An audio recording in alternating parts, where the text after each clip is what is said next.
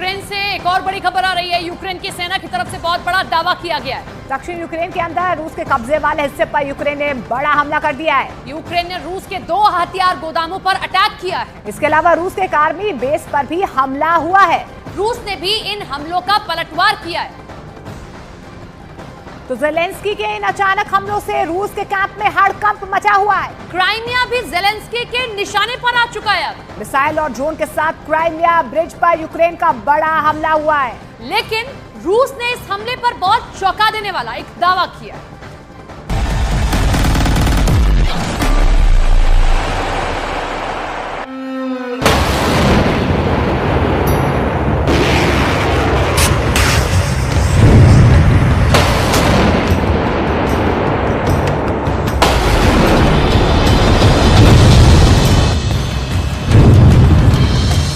Putin ने जो कभी सोचा भी नहीं था अब वो हो रहा है।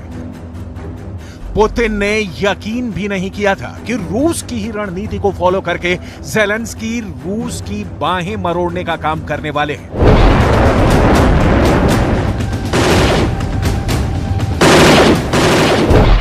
लेकिन ऐसा ही हुआ है क्राइमिया के अंदर। ये तो गनीमत रही कि रूस का एयर डिफेंस सिस्टम एक्टिव हो गया और जंग के मैदान में बहुत बड़ा खेल हो गया। यूक्रेन के इस हमले के दौरान ज़ेलेंस्की की एक मिसाइल की काफी चर्चा शुरू हो गई है। यूक्रेन की ये मिसाइल इतनी खतरनाक है कि दुनिया इसे मॉन्स्टर मिसाइल का नाम दे रही है। मॉन्स्टर मिसाइल या दैत्य मिसाइल। आखिर क्यों रूस की ये मिसाइल इतनी खतरनाक मानी जाती है और क्या वजह है कि ज़ेलेंस्की ने एक साथ ही क्राइमिया के ब्रिज पर मिसाइलों से भी हमला किया और दर्जनों ड्रोन से भी हमला कर दिया।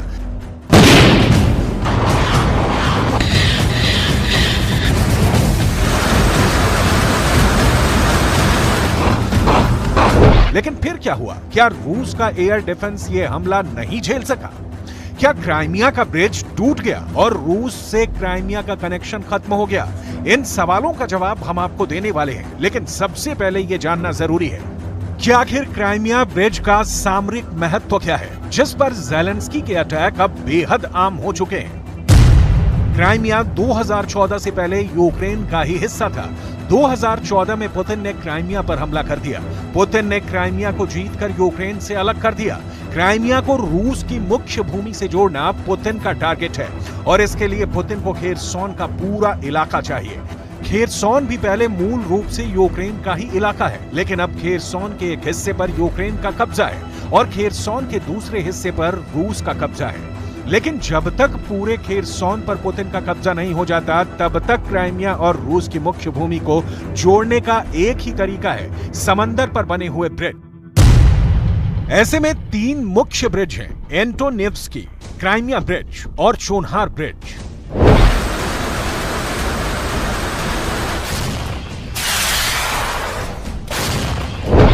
इन ब्रिजों को तोड़ने के लिए ही ज़ेलेंस्की ने बहुत बड़ा हमला क्राइमिया के ब्रिज पर किया है, लेकिन इस बार ज़ेलेंस्की ने अपनी स्ट्रेटजी को बदल दिया है। दरअसल ज़ेलेंस्की ने अपने कमांडर्स की एक मीटिंग बुलाई थी और इस बात पर चर्चा की थी कि आखिर यूक्रेन के पास पैट्रियट जैसा विश्व प्रसिद्ध एयर डिफेंस सिस्टम होने के बाद भी लगातार यूक्रेन और खासकर कीव पर ड्रोन और मिसाइल के हमले कैसे सफल हो जा रहे हैं। इस पर ज़ेलेंस्की के कमांडर्स ने पुतिन की उस रणनीति का खुलासा किया जो इस वक्त पूरे युद्ध का टर्निंग पॉइंट साबित हुई है। दरअसल ईरानी ड्रोन्स का उपयोग करके रूस की आर्मी ज़ेलेंस्की के एयर डिफेंस सिस्टम को पहले ही जाम कर देती है। पुतिन मिसाइल हमला करवाने से पहले ड्रोन्स के अटैक करवाते हैं। इन ड्रोन अटैक की वजह से रूस के एयर डिफेंस सिस्टम ड्रोन को रोकने में ही इंगेज हो गए और यही वजह है कि ड्रोन के बाद में आने वाली रूस की मिसाइलों को यूक्रेन के एयर डिफेंस सिस्टम रोक नहीं पाते हैं। जब ज़ेलेंस्की को पुतिन की इस रणनीति का पता चला तो उन्होंने भी पुतिन की ही रणनीति का इस्तेमाल करके क्राइमिया पर अटैक करने के लिए अपने कमांडर्स को निर्देशित किया, जिसके बाद 12 अगस्त यानी शनिवार को ज़ेलेंस्की ने पुतिन की ही रणनीति की तर्ज पर एक साथ 20 ड्रोन और 2 मिसाइलों से क्राइमिया के ब्रिज पर ही हमला किया। क्या हुआ इस हमले का रिजल्ट? क्या हुआ इस हमले के बाद? क्या क्राइमिया का ब्रिज ढह गया?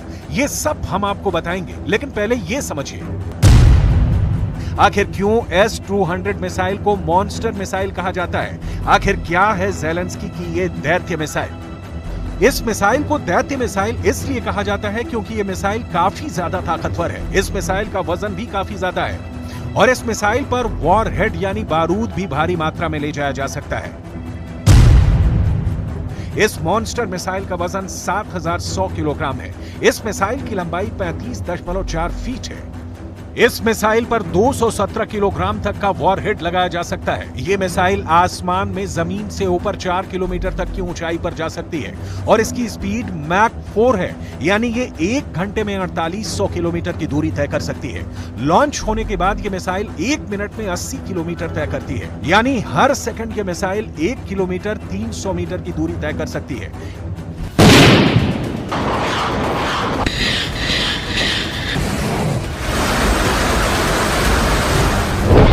S-200 सोवियत संघ के जमाने की मिसाइल है, यानी जब अखंड रूस था और यूक्रेन और रूस एक साथ थे, उस वक्त सोवियत संघ ने इस मिसाइल सिस्टम का निर्माण किया था। लेकिन बाद में रूस के टुकड़े होने के बाद ये मिसाइल भी यूक्रेन की सरकार के हिस्से में आई थी।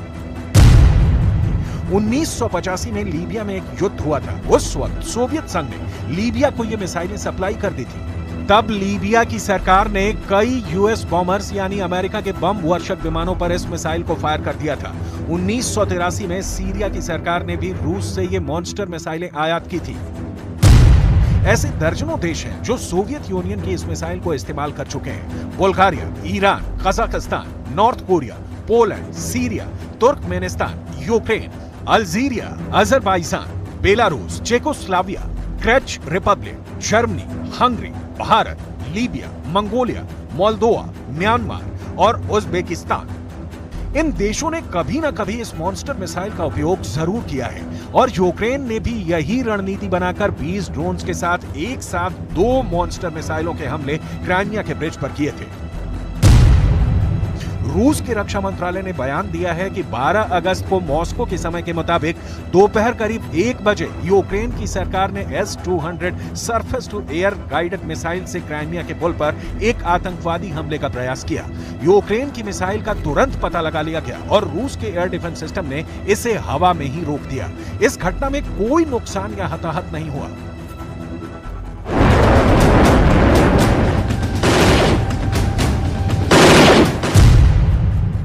क्राइमिया के एयर डिफेंस में मिसाइल सिस्टम के साथ ही इलेक्ट्रॉनिक जैमर भी लगाए गए थे। अब जरा पूरा हिसाब किताब समझ लीजिए। यूक्रेन ने 20 ड्रोन से हमले किए, 14 ड्रोन तो रूस की मिसाइलों ने मार गिराए और 6 ड्रोन इलेक्ट्रॉनिक जैमर की मदद से मार गिराए गए। और इस तरह क्राइमिया का ब्रिज बचाने में पुतिन कामयाब हो गए। लेकिन ज़ेलेंस्की इस घटना से काफी ज्यादा विचलित नजर आ रहे हैं, क्योंकि क्राइमिया पर अटैक का उनका ये प्लान इस बार फेल हो गया। हालांकि वो अपने साथियों का धन्यवाद करने में कोई कमी नहीं छोड़ रहे। На підтримку України і нормального життя. Сьогодні я хочу особливо подякувати кільком країнам, які цього тижня зробили нові кроки для більшої безпеки, більшого захисту наших людей. Передусім Німеччині 2 додаткові пускові установки Петріотів. Це дуже вагомо. Дякую. Дякую, Німеччина, дякую людям, дякую тобі, Олафе. Кожне суттєве посилення нашої ППО – це тисячі врятованих. लेकिन सवाल यह है कि आखिर क्यों बार बार ज़ेलेंस्की क्राइमिया के ब्रिज पर ही हमला कर रहे हैं। दरअसल खेरसॉन के जिस हिस्से पर रूस का कब्जा है, वहां पर रूस के सैनिकों का बहुत बड़ा जमावड़ा लगा हुआ है। खेरसॉन पर कब्जा बरकरार रखने के लिए अब तक पुतिन की आर्मी 50 से ज्यादा बार खेरसॉन और उससे सटे इलाके पर हमले कर चुकी है। इस वक्त खेरसॉन के अंदर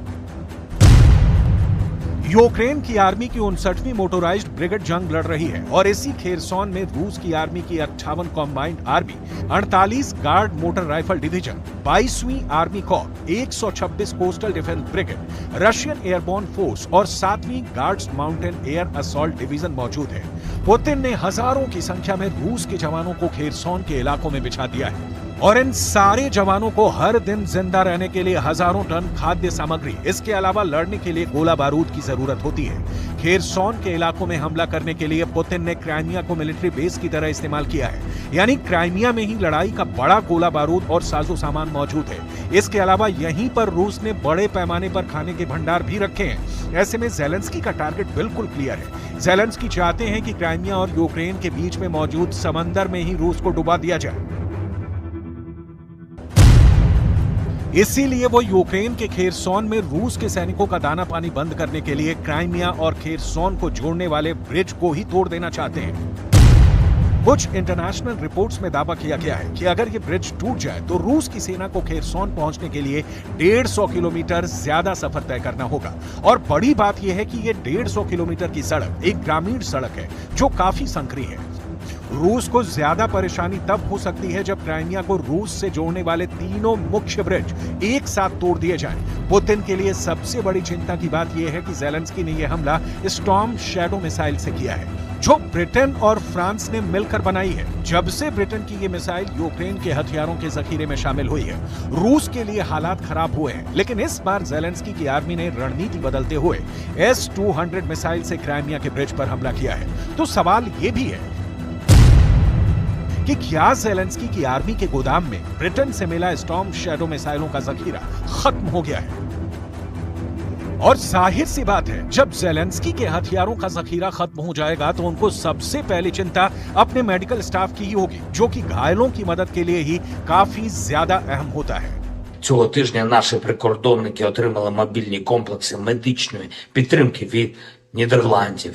Нідерланди взагалі серед лідерів в оборонній співпраці з Україною, в політичній взаємодії, реально захищають життя, гуманітарний вимір і теж змістовний. Я дякую за це людям Нідерландів. Дякую всім, Марк. Дякую тобі. Є готовність Азербайджану надати новий пакет гуманітарної підтримки, зокрема обладнання для розмінування. Це теж один з ключових напрямків нашої роботи з партнерами. कुल मिलाकर ज़ेलेंस्की के लिए हालात बद से बदतर होते जा रहे हैं। ज़ेलेंस्की फिल्म में काम कर चुके हैं, बड़े अभिनेता रह चुके हैं, लेकिन युद्ध कोई ड्रामा या फिल्म नहीं है। युद्ध में फिल्म के नायक की तरह डायलॉग डिलीवरी से जनता को बहलाया फुसलाया तो जा सकता है, लेकिन जंग का परिणाम पुतिन जैसे फौलादी नेता ही तय करते आए हैं, जो पहले मिसाइलों की मूसलाधार बारिश करवाते हैं और फिर बयान जारी करते हैं।